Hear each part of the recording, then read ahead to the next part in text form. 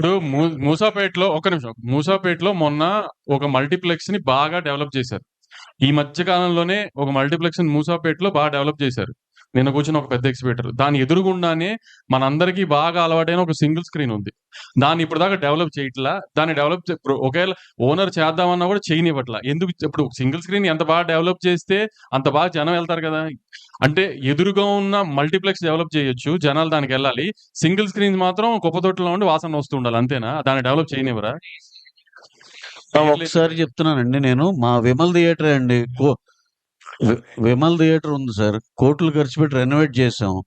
ఇదివరకు అసలు ఏ ఆక్యుపెన్సీ లేని థియేటర్ ఇప్పుడు దాన్ని ఒక జనాలకి నువ్వు ఒక అప్ చేసి ఒక ఫెసిలిటీస్ కరెక్ట్‌గా ఇవ్వగలిగి అయి చేస్తే చూడండి సార్, మేము డెఫినిట్‌గా ప్రాఫిట్స్‌లోనే ఉన్నాం. ఏం చెప్తున్నాం, అది రెంటల్‌లో ఏసి ప్రాఫిట్‌లో ఉన్నాం. అంటే ఏంటి, కిటుకంతా ఎక్కడుంది?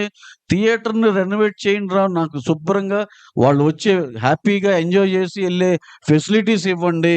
టాయిలెట్స్ బావుండాలి, ప్రొజెక్షన్ బావుండాలి, సౌండ్ బావుండాలి, సేఫ్టీ బావుండాలి, సెక్యూరిటీ బావుండాలి. లేడీస్ వచ్చిన, ఫ్యామిలీలు సెకండ్ షోలకొచ్చిన ఇయన్నీ కలిపి డెఫినెట్ ఫుట్ ఫాల్స్ పెరుగుతాయండి. వైజాగ్ ఉంది. వైజాగ్‌లో ఫ్లెక్స్‌ల కంటే సింగిల్ స్క్రీన్స్ రెవెన్యూ ఎక్కువ. ఎందుకంటే అక్కడ జగదాంబ గాని, మెలోడీ గాని, శరత్ గాని, సంగం గాని ఈ థియేటర్‌లన్నీ చాలా బావుంటాయి వైజాగ్ సింగిల్ స్క్రీన్స్.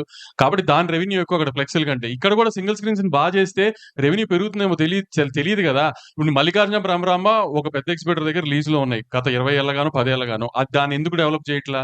ఎందుకు దాన్ని బెటర్ చేయట్లా? శ్రీరాములు ఎందుకు బెటర్ చేయట్లా? గోకుల్ ఎందుకు బెటర్ చేయట్లేదు అంటే ఎవరి దగ్గర ఆన్సర్స్ లేవు గదా!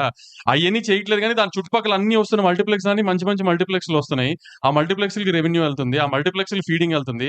కొన్ని రోజులు మీరు నిజంగా సింగిల్ స్క్రీన్స్ గురించి అంత ఆలోచించాలి. కొన్ని రోజులు మల్టీప్లెక్స్‌కి ఫీడింగ్ ఆపేసి సింగిల్ స్క్రీన్స్‌కి సినిమా ఇవ్వండి. మల్టీప్లెక్స్ ఉన్న చోట మల్టీప్లెక్స్ ఇవ్వకుండా పక్కన ఉన్న సింగిల్ స్క్రీన్‌కి ఇవ్వండి. అంత నిజంగా సింగిల్ స్క్రీన్ మీద ప్రేమ ఉన్నోళ్ళైతే ఫస్ట్ మీ మల్టీప్లెక్స్‌లో షోలు పడిపోవాలి. అంతా అయిపోయిందో సింగిల్ స్క్రీన్‌కి సినిమా ఇస్తున్నారు. కొన్ని కొన్ని చోట్ల సింగిల్ స్క్రీన్ ఉన్న మల్టీప్లెక్స్‌కి ఇచ్చి సింగిల్ స్క్రీన్స్‌కి ఇవ్వరు బీసీల్లో.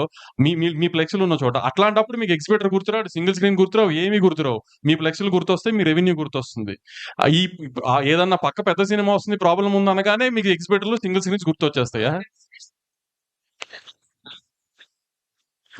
ఇప్పుడు మేము అడుగుతుంది అదే కదా! ఇప్పుడు వాళ్ళకి థియేటర్స్ డెవలప్‌మెంట్‌కి ఎలా 1 ఇయర్ కావాలో, మాకు కూడా అండర్ ప్రొడక్షన్‌లో ఉన్న సినిమాలన్నీ రిలీజ్ అయిపోవడానికి 1 ఇయర్ కావాలి.